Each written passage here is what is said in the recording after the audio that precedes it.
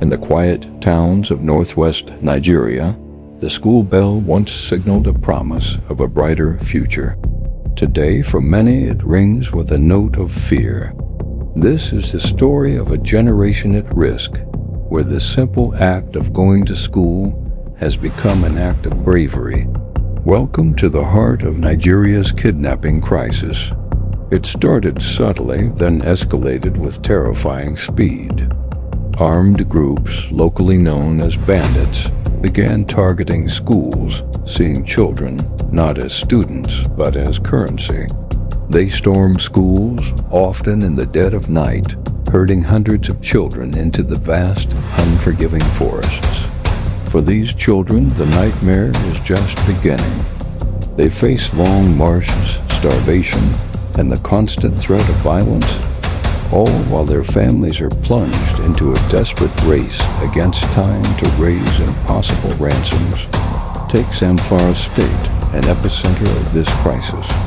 In 2021, over 270 schoolgirls were taken from their dormitory in the town of Jangai. Imagine the panic, the screams echoing in the night, replaced by an eerie silence. The parents were left in agonizing limbo, selling their land, their cattle, everything they owned, to bring their daughters home. This isn't an isolated incident.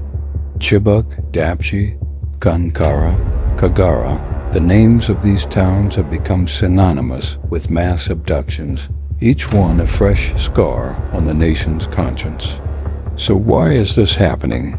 The roots are complex. It's a toxic mix of extreme poverty, widespread unemployment, and a breakdown of security in rural areas. For many young men, banditry has become a lucrative, if brutal, enterprise. The vast, ungoverned forests of the Northwest provide the perfect cover for their operations, making it incredibly difficult for security forces to track them down and rescue the victims. The government has tried various strategies, from military operations to amnesty deals, but the cycle of violence continues, and the schools remain vulnerable. The impact is devastating. Thousands of schools have been forced to close, leaving over 10 million children out of the classroom in the region. This isn't just a temporary disruption. It's the creation of a lost generation. Girls are especially affected. Many who survive the ordeal are too traumatized to return to school, and their parents are too afraid to let them. The dream of an education, the clearest path out of poverty, is being extinguished, one kidnapping at a time. But in the midst of this darkness, there is resilience. Local communities are forming their own vigilante groups to protect their schools. Teachers are finding creative ways to keep their students learning in safer, smaller settings. Activists and organizations on the ground are tirelessly advocating for the children, demanding action and providing support to the families torn apart by this crisis.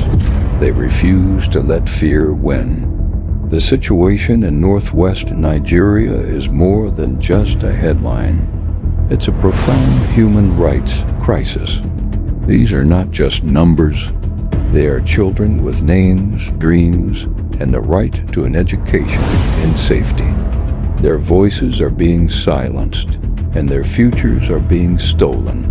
It's a battle for the soul of a nation, fought in the classrooms and playgrounds of its most vulnerable. The world cannot afford to look away. What happens here affects us all, and the first step to solving a problem is to understand it. Thank you for watching. If this story moved you, please share it to raise awareness. Subscribe for more deep dives into the issues that shape our world.